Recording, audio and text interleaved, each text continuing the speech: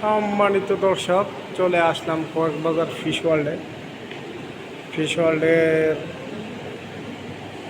দ্বিতীয় তলায় আছি।